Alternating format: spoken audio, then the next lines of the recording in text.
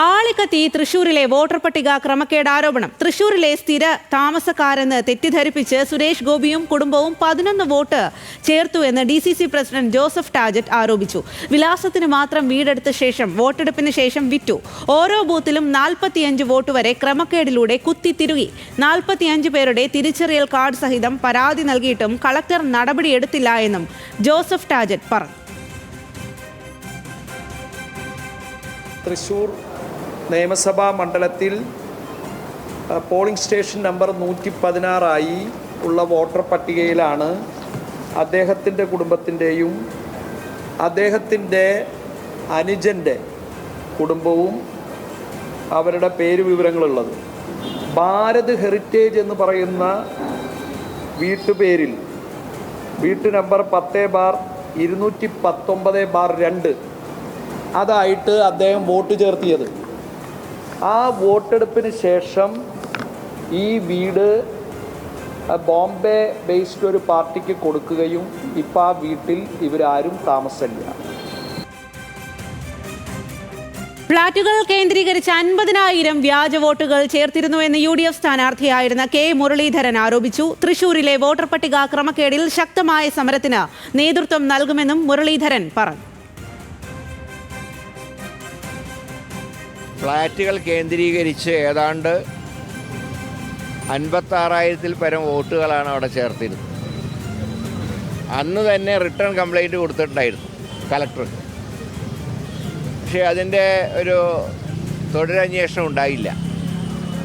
മാത്രമല്ല, ഞങ്ങളുടെ പ്രവർത്തകരന്ന് ഫ്ളാറ്റുകളിൽ ചെല്ലുമ്പോൾ പല ഫ്ളാറ്റുകളും പൂട്ടിക്കിടക്കുകയാണ്. ഈ വോട്ടർ പട്ടികയിൽ പേരുണ്ടായിരുന്ന ചില പേരുകൾ അന്വേഷിച്ചപ്പോൾ അങ്ങനെയുള്ള പേരുകാരെ അടുത്ത വീട്ടുകാർക്ക് അടുത്ത റൂമിൽ താമസിക്കുന്ന എനിക്ക് അറിയില്ല എന്ന് പറഞ്ഞു. ഇതുവരെ പരാതി കിട്ടിയിട്ടില്ല എന്ന മുഖ്യ തിരഞ്ഞെടുപ്പ് ഓഫീസറുടെ വാദം തള്ളി LDF സ്ഥാനാർത്ഥിയായിരുന്ന VS സുനിൽകുമാർ രംഗത്തെത്തി. വോട്ടെടുപ്പ് സമയത്ത് LDF നൽകിയ പരാതികൾ എവിടെ പോയെന്ന് അന്നത്തെ കളക്ടർ പറയണം. വിവരങ്ങൾ ഒളിച്ചു വെക്കാനാണോ കമ്മീഷൻ വെബ്സൈറ്റ് ബ്ലോക്ക് ചെയ്തതെന്നും സുനിൽകുമാർ ചോദിച്ചു. കേരളത്തിൻ്റെ മുഖ്യ തെരഞ്ഞെടുപ്പ് ഓഫീസർ യഥാസമയം പരാതി കിട്ടാത്തതുകൊണ്ടാണ് ഇങ്ങനെ അതുകൊണ്ട് പരാതി ലഭിക്കാത്ത സാഹചര്യത്തിൽ വളരെ ഫെയർ ആൻഡ് ട്രാൻസ്പെറൻ്റ് ആയിട്ടാണ് എല്ലാ കാര്യങ്ങളും നടന്നിട്ടുള്ളത് എന്ന നിലയിലാണ് അദ്ദേഹം സൂചിപ്പിച്ചത്. ഒന്നുകിൽ ഈ തൃശ്ശൂരിലെ തെരഞ്ഞെടുപ്പ് മുഖ്യ വരണാധികാരി ജില്ലാ കലക്ടർ കൃഷ്ണ തേജ കേരളത്തിലെ മുഖ്യ തെരഞ്ഞെടുപ്പ് ഓഫീസർക്ക് ഇവിടെ നടക്കുന്ന പരാതികൾ കമ്മ്യൂണിക്കേറ്റ് ചെയ്തിട്ടുണ്ടോ എന്ന് സംശയം ജനിപ്പിക്കുന്ന കാര്യമാണ് അദ്ദേഹത്തിൻ്റെ മറുപടിയിൽ കാണുന്നത്. അപ്പോൾ പരാതി കൊടുത്തിട്ടില്ല എന്ന നമ്മുടെ ചീഫ് ഇലക്ഷൻ ഓഫീസറുടെ ഈ ആക്ഷേപം അടിസ്ഥാനരഹിതവും ആളുകളെ തെറ്റിദ്ധരിപ്പിക്കുന്നതുമായ കാര്യമാണ്. അത് അദ്ദേഹം ആരെ സംരക്ഷിക്കാൻ വേണ്ടിയിട്ടാണെങ്കിലും അത് ശരിയായിട്ടുള്ള രീതിയല്ല എന്നാണ്. Levin K. വിജയനാണ് വിവരങ്ങളുമായി ചേരുന്നത്. ലെവിൻ, രാഹുൽ ഗാന്ധി ഈ ഒരു വോട്ടർ പട്ടിക ക്രമക്കേട് ആരോപണം ഉന്നയിച്ചതിന് പിന്നാലെയാണ് ഇപ്പോൾ തൃശൂർ വലിയ തരത്തിൽ വിവാദങ്ങളുടെ കേന്ദ്രമായി മാറുന്നത് എന്നുള്ളതാണ്. ഇതിന് പിന്നാലെ ഇപ്പോൾ ജോസഫ് ടാജറ്റ് ഉന്നയിച്ച പരാതികളാണെങ്കിലും VS സുനിൽകുമാർ ഉന്നയിക്കുന്ന ആരോപണങ്ങളാണെങ്കിലും ഏറെ ഗൗരവകരവുമാണ്. അന്നത്തെ ജില്ലാ കളക്ടർക്ക് എതിരെയാണ് അത്തരത്തിൽ ആരോപണങ്ങൾ വരുന്നതും കളക്ടർക്ക് നേരെയാണ് ഇത്തരം പരാതികൾ വരുന്നതും. ഇതിനെ ഏത് രീതിയിലാണ് അധികാരികൾ നോക്കിക്കാണുന്നത്? ഇന്നത്തെ സംഭവ വികാസങ്ങൾ എങ്ങനെയായിരുന്നു?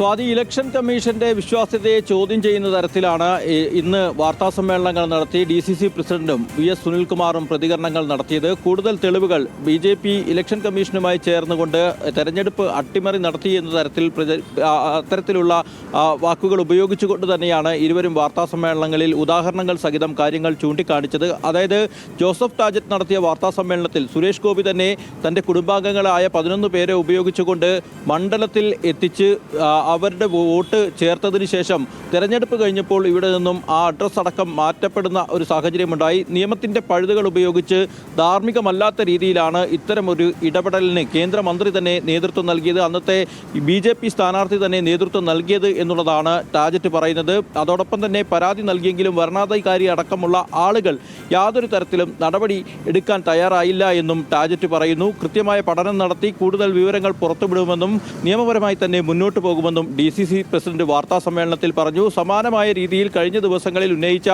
ആരോപണങ്ങളിൽ ഉറച്ചു നിന്നുകൊണ്ടാണ് കൂടുതൽ തെളിവുകൾ നിരത്തി VS സുനിൽകുമാർ ഇന്ന് വാർത്താ സമ്മേളനം നടത്തിയത്. അദ്ദേഹം നടത്തിയ വാർത്താ സമ്മേളനത്തിൽ പൂങ്കുന്നത്തെയും ശോഭാ സിറ്റിയിലെയും അടക്കം നഗരത്തിൽ തന്നെയുള്ള വിവിധ ഫ്ളാറ്റുകൾ കേന്ദ്രീകരിച്ചുകൊണ്ട് ഇതര ജില്ലക്കാരായിട്ടുള്ള ആളുകളെ, മണ്ഡലത്തിൽ നിന്ന് പുറത്തുനിന്നുള്ള വോട്ടർമാരെ മണ്ഡലത്തിലെത്തിച്ച് BJP വലിയ തോതിൽ ക്രമക്കേടുകൾ നടത്തി എന്നുള്ളതാണ് സുനിൽകുമാർ പറയുന്നത്. ഇതിനെതിരെ